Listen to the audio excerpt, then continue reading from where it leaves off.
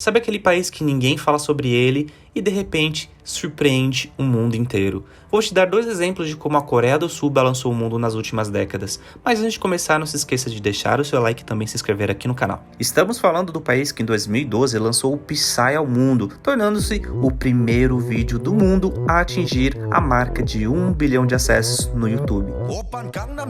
E é o país que lançou em 2021 a série Round 6, ou mundialmente conhecida como Squid Game, e tem até pessoas que se arriscam a dizer que é a série do Batatinha 1, 2, 3. Batatinha frita, 1, 2, 3. A ideia aqui é trazer a atual situação econômica e social do país. E para quem não conhece, a Coreia do Sul é um país da Ásia Oriental localizado na parte sul da Península da Coreia. A sua única fronteira é com a Coreia do Norte, que até 1945 era apenas um país. A Coreia é uma das civilizações mais antigas do mundo. Através do tempo, a história da Coreia tem sido bem turbulenta, com numerosas guerras, incluindo invasões tanto chinesas quanto japonesas. Atualmente, a Coreia do Sul é um país desenvolvido e entre as décadas de 1960 e 1980 teve uma das taxas de crescimento econômico mais rápidas do mundo. A rápida transformação em sua economia rica e industrializada em um curto período de tempo foi chamada de um milagre do rio Han.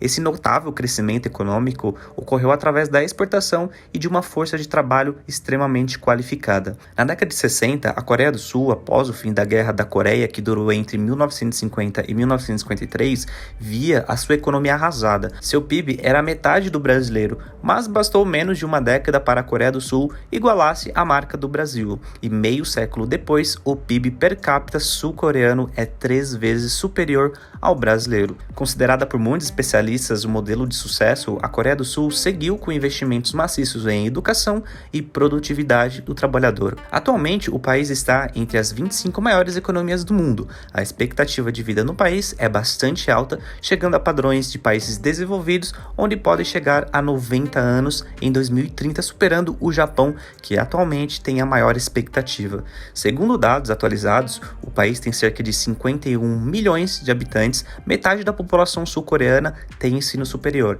A efeito de comparação para vocês, apenas 5% dos brasileiros possuem ensino superior. Com medidas eficazes na educação, o país conta com uma taxa de desemprego de 3,6%, considerada baixa, mas toda essa jornada não seria possível sem os bilhões de dólares que foram injetados pelos Estados Unidos em meio à Guerra Fria. Por mais que o país tenha uma taxa de desemprego baixa, como eu disse, cerca de 51% dos sul-coreanos dizem que trabalham mais do que deveriam. Como resultado, mais de 30% dos sul-coreanos têm um emprego pela qual estão super qualificados. A frustração gerada por essa falta de equilíbrio é sentida especialmente entre os jovens. Há mais empregos cuja demanda cresce, como nas fábricas. Nisso é vista uma imigração de trabalhadores estrangeiros na Coreia do Sul. A ausência de oportunidades iguais para as gerações jovens é uma questão muito presente na Coreia. Cerca de 85% dos jovens concordam que as pessoas que nasceram pobres nunca serão capazes de competir com pessoas que nasceram ricas. O esforço nos estudos hoje não é visto mais como uma chave para a ascensão social. A OCDE, que reúne os países mais ricos do mundo, aponta a Coreia do Sul como um dos seus membros com maior desigualdade de renda, onde os mais ricos ganham 4 ou 5 vezes mais que os mais pobres. Estamos falando aqui de um patamar muito próximo ao do Reino Unido e da Dinamarca, mas com um nível de desigualdade bem inferior aos outros membros como Chile e Estados Unidos. A desigualdade é mais clara na população acima de 65 anos. Metade dos idosos vive na pobreza, o nível mais elevado de todos os países que formam a organização. Muitas pessoas nunca imaginariam que a Coreia do Sul passava por esse tipo de problemas até o lançamento de Round 6 na Netflix ou do filme Parasita. Há exemplos claros na série, como a questão de desertores norte-coreanos ser tratado pela competidora Saebayeok, que tenta ganhar dinheiro para reunir a família enquanto fugia do regime opressivo do país vizinho.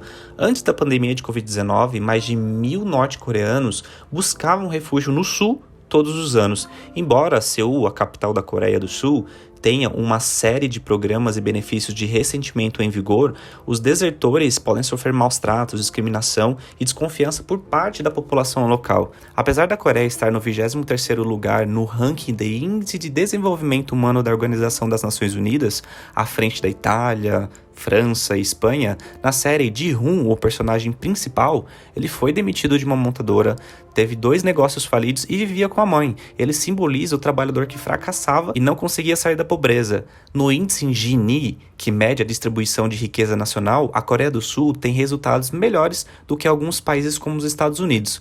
Mas por que a pobreza aparece com tanta clareza? Tudo isso envolve a desigualdade em ascensão. Os 20% mais ricos da Coreia do Sul têm um patrimônio líquido 166 vezes maior do que os 20% mais pobres. Dados da Organização para a Cooperação e Desenvolvimento Econômico, a OCDE, mostram que quase 17% dos mais de 51 milhões de habitantes da Coreia do Sul viviam na pobreza antes da pandemia de Covid-19. E para efeitos de comparação, segundo dados do FGV, em fevereiro de 2021, cerca de 27 milhões de pessoas vivem na extrema pobreza no Brasil, ganhando menos do que R$ 246 por pessoa. Isso corresponde a cerca de 4,52% do total de brasileiros, cerca de 3 vezes a menos do que na Coreia do Sul. Essa parcela pobre da população sul-coreana vive em cubículos minúsculos, chamados de goshtaels e goshwons, alguns com apenas 2 metros de largura. Essas moradias abrigam milhares de pessoas e, como resultado, vizinhos conseguem espiar o que acontece no apartamento pelas janelas por tamanha proximidade. Outra visão que a série traz são as condições péssimas que trabalhadores migrantes têm na Coreia do Sul. O Ali da série é um migrante paquistanês e retrata a rotina de trabalho duro e exploração. Recentemente, autoridades da Coreia têm aprovado leis de proteção a esses trabalhadores. O endividamento das famílias na Coreia do Sul aumentou acentualmente nos últimos anos, chegando a superar 100% do seu PIB, o maior da Ásia. Há um aumento da dívida em relação à renda e uma recente alta na taxa de juros. Isso deixou em uma posição ainda mais precária aqueles que não têm recursos para lidar com imprevistos, como uma demissão ou em caso de doença na família. Como podemos perceber, por mais que a Coreia seja um dos países mais ricos do mundo, a desigualdade social mostra um lado oculto de toda essa riqueza. E por mais brilhante que seja a narrativa de séries e filmes sul-coreanos, é necessário compreendermos a real situação econômica e social e de fato podemos concluir que a Coreia do Sul é o país rico mais pobre que você já conheceu. É isso, pessoal, não se esqueça de deixar o seu like e também se inscrever aqui no canal.